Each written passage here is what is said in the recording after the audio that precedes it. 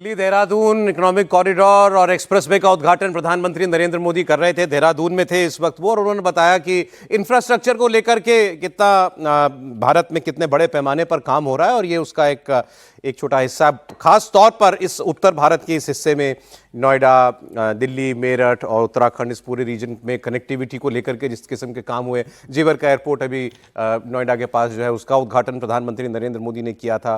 Delhi Meerut rapid rail बनी है, और अब ये एक्सप्रेसवे जो है इसका भी उद्घाटन किया गया है। और फिर यहां पर उन्होंने जो उनका अभी अगला बड़ा प्रोजेक्ट है उसका भी जिक्र कर दिया, वो है महिला आरक्षण 2029 के लोकसभा इलेक्शन से लागू कर देना। उन्होंने कहा, मैंने आज महिलाओं के नाम एक पत्र भी लिखा है, इससे पहले मैंने सारी पार्टियों से उनका सहयोग भी मांगा है। हम लोग अभी बात ये कर भी रहे थे कि सर्वसम्मति से ये काम हो पाएगा या नहीं हो पाएगा। ऑपोजिशन और कांग्रेस पार्टी खासतौर पर उनकी तरफ से जिस किस्म की मांग हो रही है, उसके बाद क्या इसमें कोई अड़ंगा डलेगा या सरकार ये काम करा ही लेगी, क्योंकि ये संविधान संशोधन जो है वो उनको कराने पड़ेंगे। मैं तो दो रिएक्शन देख रहा था, अखिलेश यादव का भी और इनका तेजस्वी यादव का भी। कांग्रेस के अलावा वो भी कोटा में कोटा और चुनावी स्टंट है। अखिलेश जी कह रहे थे चुनावी स्टंट है, केवल इलेक्शन के लिए किया जा रहा है, लेकिन प्रधानमंत्री ने यहां भी उसका जिक्र किया। प्रधानमंत्री सारी पार्टियों से भी अपील कर रहे हैं, महिलाओं को भी बता रहे हैं कि ये काम हम करने जा रहे हैं। अब अगला, आज 14 तारीख हो गई है, 16, 17, 18 बिहार, आज और कल में बिहार की बड़ी खबर, और परसों से फिर आपको ये बड़ी खबर ये देखने को मिलेगी। तो पहले इसकी बात कर लें। कोई आपको इस बात में संशय कि ये काम होगा, इसमें कहीं रुकावट होगी?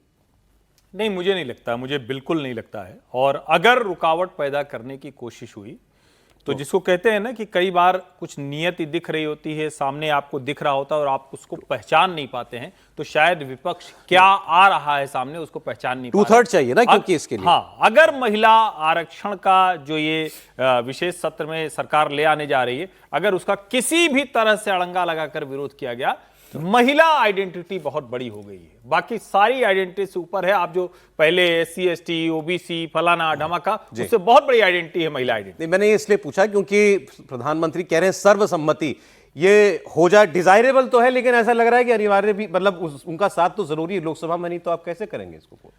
मुझे लगता है किसी भी राजनीतिक दल की इतनी ताकत रहेगी नहीं कि वो उसका विरोध कर सके। ठीक है, 3 दिन जब सत्र चलेगा, विशेष सत्र होगा, तो तमाम तरह की बातें जोड़ेंगे। जैसे कांग्रेस ने कहा है कि भाई कोटा विदिन कोटा कर दो, OBC को इसके अंदर आरक्षण दीजिए, तमाम और बातें करेंगे। लेकिन जब मतदान का समय आएगा, सभी राजनीतिक दल जैसे 2023 में समर्थन दिया था, वैसी स्थिति आएगी, कांग्रेस समर्थन देगी। कांग्रेस जानते हैं कि 50% वोटर, आधी आबादी की नाराजगी वो झेल नहीं सकती। अभी बंगाल का चुनाव है, तमिलनाडु का चुनाव है, अगले साल उत्तर प्रदेश के चुनाव है, लोकसभा चुनाव हमेशा के लिए लगे कि कांग्रेस ने इसका विरोध किया। तो कांग्रेस कितना भी सोनिया गांधी पत्र लिख दे, कितना भी कुछ कर ले, लोकसभा में समर्थन देंगे, राज्यसभा में समर्थन देंगे, सभी राजनीतिक दल इसको समर्थन देंगे। इंटरेस्टिंग तो होगा, ममता जी को भी समर्थन देना पड़ेगा बिल्कुल इलेक्शन में, जो कुछ भी वहां हो रहा हो बंगाल में। प्रधानमंत्री का मतलब इस वक्त ये लग रहा है कि एक बड़ा प्रोजेक्ट है जी। इसमें कोई दो राय नहीं है। महिलाओं का आरक्षण जो है वो बहुत बड़ा मुद्दा रहा है भारतीय जनता पार्टी के लिए, और ये इस कमिटमेंट को यदि पूरा करते हुए कोई भी पार्टी यदि इसके विरोध में आती है, तो मुझे लगता है उसके लिए वो राजनीतिक आत्महत्या करने के लिए अपने आप को तैयार कर रही है। कोई भी यदि पार्टी, पॉलिटिकल पार्टी जाकर के यदि ये कहती है कि से हम महिलाओं को आरक्षण देने के खिलाफ हैं, तो स्वाभाविक तौर पर भारतीय जनता पार्टी इसको जमीन तक ले जाएगी, इलेक्टोरल कैंपेन का इसको हिस्सा बनाएगी, और आज से ही बनाना शुरू कर दें। आने वाले दिनों में आपको चुनाव जो है, उत्तर प्रदेश का चुनाव है, बाकी जगहों पर चुनाव है, और इसमें कोई दो राय नहीं है कि यदि 33% महिलाओं का आरक्षण होता है तो डिलिमिटेशन करना पड़ेगा। और डिलिमिटेशन करने में जो डर है कि डिलिमिटेशन में जो है वो हमेशा जो है वो सेंट्रल गवर्नमेंट जो है वो भारी पड़ता है, ऐसा होता नहीं है। जो राज्य सरकारें हैं वह भी उसमें बहुत महत्वपूर्ण भूमिका निभा करती है।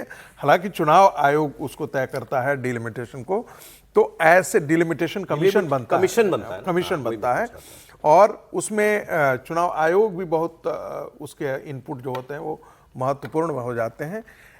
लेकिन जो आरोप है कांग्रेस पार्टी का और विपक्षी दल का कि ये जानबूझ करके 2029 की तैयारी भारतीय जनता पार्टी ने आज से ही शुरू कर दी है, और इसमें कोई सच्चाई नहीं है, इसमें दम है। इसमें तो दम है। मैं इसे मना नहीं करूंगा कि भारतीय जनता पार्टी दूर का देख रही है। जी, जी। स्वाभाविक है, वो राजनीति में है, कोई ऐसा तो है नहीं समय नहीं है। कि- इस पर ऑल पार्टी मीटिंग हुई है सर अभी कि नहीं हुई? नहीं हुई सर्वदलीय बैठक लेकिन होनी चाहिए। होनी चाहिए। सोनिया गांधी ने वही कहा था नहीं, सर्वदलीय अब तो बैठक क्या बुलाने होगी, अब तो परसों तो सत्र ही आ जाएगा। 3 दिन लेकिन का इतने बड़े मुद्दे पर एक ऑल पार्टी मीटिंग तो होनी चाहिए थी। बात बिल्कुल होनी चाहिए। जी सर, प्रोफेसर साहब। इसका पॉलिटिकल ऑब्जेक्टिव है इमीडिएट इलेक्शन बंगाल, अगला 29 का इलेक्शन, जिसमें मोदी जी या बीजेपी इसमें सफल रहेगी। सोशल ऑब्जेक्टिव भी है, महिलाओं का भागीदारी जितनी ज़्यादा हो, और उसी में है ओबीसी वाला। तो मुझे लग रहा है ये बात को जरूर वहाँ छेड़ा जाएगा डिस्कशंस के थ्रू कि रिजर्वेशन विद इन रिजर्वेशन दिया जाए। और लेकिन कोई विरोध ओबीसी संविधान में ओबीसी के लिए ही कह रहा हूँ। संविधान के लिए में कोई हाँ, प्रावधान नहीं, लेकिन में उनकी अगर उनकी मांग तो यही है ना। नहीं, बट आपको लग रहा है सरकार इसका साथ दे देंगी सारी पार्टियां? अल्टीमेटली वोटिंग के समय होगी, लेकिन उसके पहले काफी इस पर वाद विवाद होगा कि ठीक है। ऐसा होना चाहिए, क्योंकि एलिट्स ही जाएंगे। और जो पुराना शरद यादव का वो था ना कि आरक्षण जो है वो विमेन राजनीति बलकट्टी महिलाओं बलकट्टी महिलाओं।